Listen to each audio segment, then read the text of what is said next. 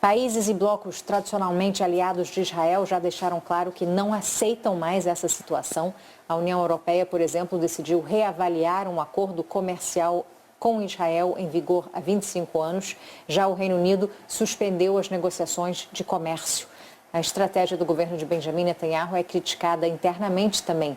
O ex-primeiro-ministro Ehud Olmert, que governou o país de 2006 a 2009, disse que as ações de Israel em Gaza se aproximam de crimes de guerra e pediu ainda mais pressão internacional. Yair Golan, outra voz dissidente, general reformado e líder do Partido Democrático de oposição, disse que Israel está matando bebês por hobby, palavras fortíssimas. Os dois receberam duras críticas de partidos governistas que os acusaram de dar fogo ao inimigo. São imagens absolutamente impressionantes, de desespero, de fome, de falta de perspectiva e esperança. Leilani. Olha essa criança, aquela imagem última ali que entrou, uma criança pequenininha, com uma tigela de comida. É um desespero isso, é desmigalhar o coração da gente. É uma coisa que, olha isso, por mais que a gente fale, por mais que a gente noticie, por mais que a gente mostre, cada vez o horror só aumenta. E a gente fica dizendo, não melhora, e aí só piora e nada é feito. É impressionante. A gente fala disso todo dia, olha isso. Implorando por uma tigela de comida. É de doer, olha isso. É de doer o coração, gente. Fala, Cecília. Essa criança. Desculpa, Cecília, repete que o microfone... Tigela de comida. É uma tigela de comida, Leilani, que certamente não vai só para essa criança. Claro. Deve ser para alimentar toda uma família Exato. Deslocada inúmeras Exato. vezes e que está sendo empurrada para um território cada vez menor, um pedaço de terra cada vez menor, com cada vez mais gente chegando. Então, são situações, são condições humanitárias absolutamente insustentáveis. E é o que você falou, né? A perspectiva é nenhuma. A perspectiva é zero, quer dizer, não há nenhuma perspectiva de que isso vai mudar, de que isso vai melhorar, de que essas pessoas vão conseguir viver dignamente. Nem a curto, nem a médio prazo, a gente ainda não tem isso. A gente está tentando acreditar que a longo prazo pode ser que a situação termine, mas a curto e a médio prazo o que a gente tem é só sofrimento.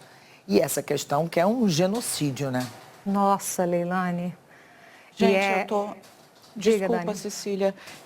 Dani Lima aqui, bom dia. Eu pedi para a gente poder falar rapidamente aqui, porque eu queria apontar duas coisas, né? Primeiro, como os países árabes se solidarizaram, se mobilizaram. Os caminhões estão lá, estão parados, tem barco também, porque são toneladas e toneladas de alimentos que simplesmente não estão tendo acesso.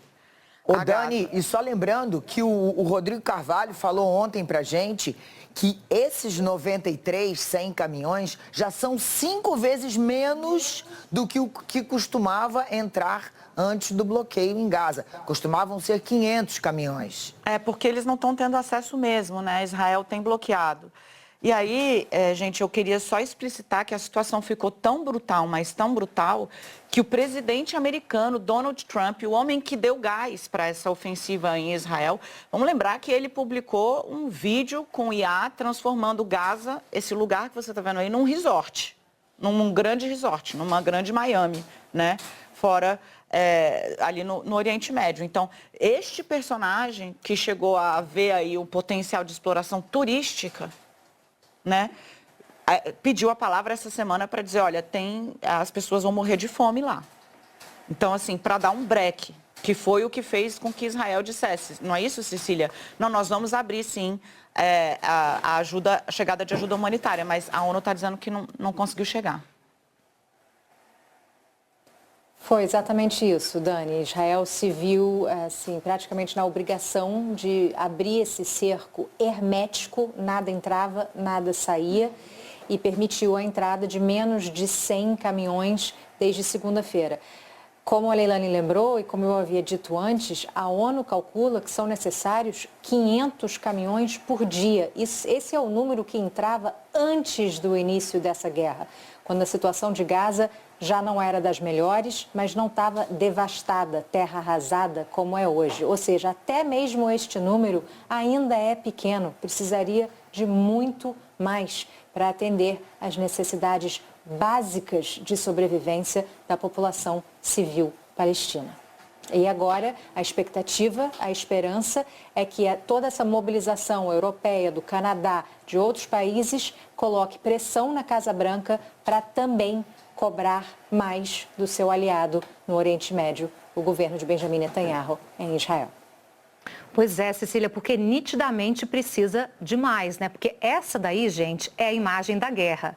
Não é só aquela destruição que muitas vezes é a imagem disponível do dia, desmoronamentos, pedaços de concreto no chão. Isso é a guerra. São crianças, como a Cecília falou, desesperadas para pegar comida. Provavelmente dessa panela vão comer 3, 4, 5 pessoas. Esse é o desespero da guerra. Essa é a área onde Trump disse que poderia virar uma Riviera do Oriente Médio. Então, essa é a área onde a natureza humana tem que prevalecer para sobreviver. É muito triste ver as crianças e algumas mães ali nesse sofrimento imenso, que a gente nem consegue calcular de onde a gente está.